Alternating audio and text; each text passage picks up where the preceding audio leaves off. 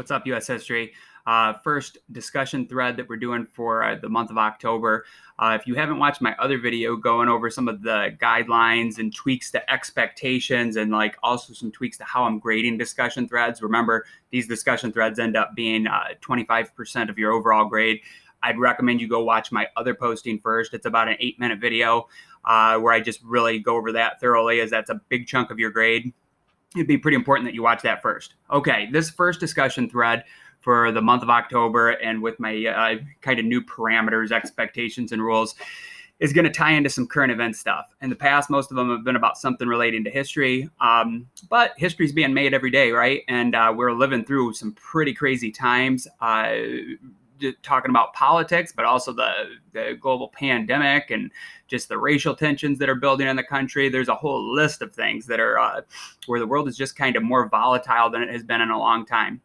So throughout the year, and especially leading up to the election, we'll probably do a few more days like this where I just pause what we're working on in U.S. history and we hit some current event stuff. The first of 3 presidential debates was Tuesday night. I'm not sure how many of you tuned into it. Some of you probably it wasn't on your radar at all. You didn't watch anything or even know it was going down. Others probably did tune in. Some maybe watched a few minutes of it. Let me say, it was a doozy. I've never seen any debates that were quite on par with this one. It's kind of interesting. And one way it made for like good TV. Is almost like a reality TV drama. On the other hand, it's almost kind of sad to see that, like, U.S. politics has sunk to this level. I'm not really going to weigh in on who I think won the debate or not, or how it played out, because I don't want any of my bias to affect comments that you'd make. Know that when you do make your comment today, after viewing my 2 little mini videos that were giving some of the debate highlights, I don't care what your opinion is or what take you have, or if you're a Trump supporter or Biden supporter, or if you even don't really have very strong political opinions. But I am going to ask that you make a couple thoughtful comments on that thread, and that'll tie into your participation grade. So the debate, it got like the other debates that President Trump participated in a few years ago were also, those are the only things that I've seen that are kind of close to this debate. If you look at debates throughout like my lifetime and even before, typically there's a lot of like norms and decorum, and both candidates are very proper and they seem very like reserved and presidential, and they try to have the most thoughtful responses and stuff. And they're usually very, very low drama events. But then that's one of the big changes. I think whether you like Trump or hate Trump, he's blown those norms out the window. And, he is a bull in a china shop kind of. And I don't say that necessarily as a dig or a positive or anything. Some people love that about him. I think a lot of people felt like politics as usual wasn't working too good in America. And that's why an outsider candidate like him really gains a lot of appeal. He's known for kind of just like personal attacks and being on the attack, and like a boxer, like he's fight, throwing punches kind of constantly. That's a big contrast to like kind of the style of candidate Joe Biden is, who is a more traditional old school politician that, kind of wants to, operate within those normal parameters of how politics always had been. I don't really know, honestly, like how this is going to impact the election. I don't know. I could see both sides kind of right after the debate said my candidate won, and this is going to be a great thing for us. I think time will tell which side is actually correct on that. So I want you to watch the little snippets of the debate. You're definitely welcome. You can go watch the whole debate is on YouTube, like an hour and 30 or 40 minutes of it. I don't expect anybody to go through and watch the whole thing.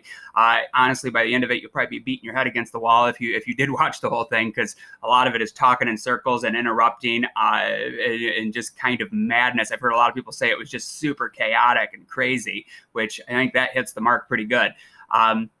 At the very least, I think it was kind of entertaining. Now, I don't know that I sat and watched the whole thing. I don't know that you need to watch the whole thing to really get a take on what went down. In fact, I think just a couple, like the little 5-minute snippets that I provided you, give you a pretty good idea of what shook down and what some of the highlights were afterwards. So I will post these on my comments thread, or the notes part of the assignment too. I want you to answer a couple important questions. First up, who do you think won? Which of these candidates like appealed to you more and why? Don't just say Trump. Don't just say Biden. I want you to start with that. Like which one appealed to you more, but then give me something that you saw in the debate, not just something you like about the candidate from what they did a year ago or something. Specifically in the parameters, in the scope of what went down in that debate, tell me which one of those guys appealed to you more and why. Or you could even say, kind of turn that on in and say, one of the candidates turned me off and I didn't like their answer to this or how they were behaving or something. So you chime in which one you liked or didn't like and why that is, and back it up with some little bit of evidence from those videos and what transpired in the debate. The other question, so you probably do like 2 sentences on this discussion thread, or you're not limited to that. You could do more. Question number 2 is, how do you think that debate and how it played out will impact the average voter in Michigan?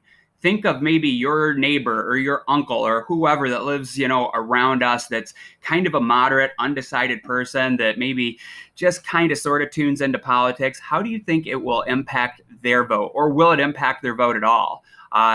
Keep in mind, too, that the presidential election, I'll get into this in a little more detail down the road, but that is the only election in America that I'm aware of where it's not guaranteed that the person that gets the most votes wins. The Electoral College decides that.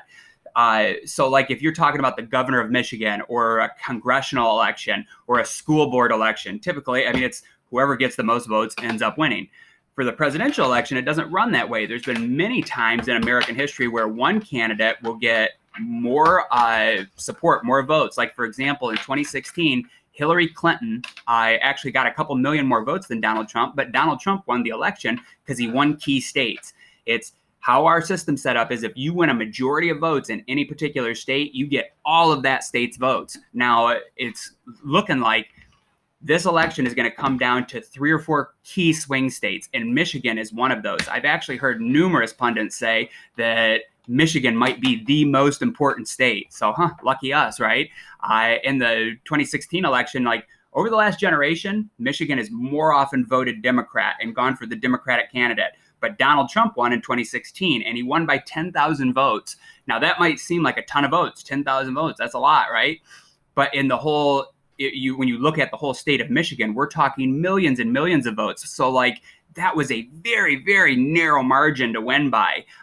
So really we are in a situation where, just a very minor, small portion of the electorate could swing to one or the other and really have a profound impact on the outcome of the election. Michigan, Pennsylvania, and Wisconsin, I've heard, are probably the most important swing states in this election. So your second question on the thread is, how do you think that a debate performance like that debate coming out, how will it impact the average voter, like in a state like Michigan? Do you think it'll make them more likely to gravitate towards Trump or to Biden? And then give me a little bit of reasoning why you believe that. All right. Looking forward to reading some good comments today. After you've made your comment, I'm going to check in 3 or 4 times today. You can expect that I'll make a response back to you. And then for sure by tomorrow morning, I will have a grade posted on Google Classroom for how I scored you out for this comment. And then it'll be tomorrow morning getting posted onto PowerSchool. Know that like this is why I recommend that you check in every day. You need to check in daily, because when we do discussion assignments like this, it's not something that I'm going to give you credit for making the comment weeks later. You have to get it in on the day. I don't really care I don't care if you're making the comment at 8 in the morning or if you're doing it at 8 p.m. at night or 11 p.m. at night right before the deadline, but you got to get it in this day. So log in daily, check all your classes. For mine, I always do a new posting every school day. All right. See ya. Looking forward to reading the comments.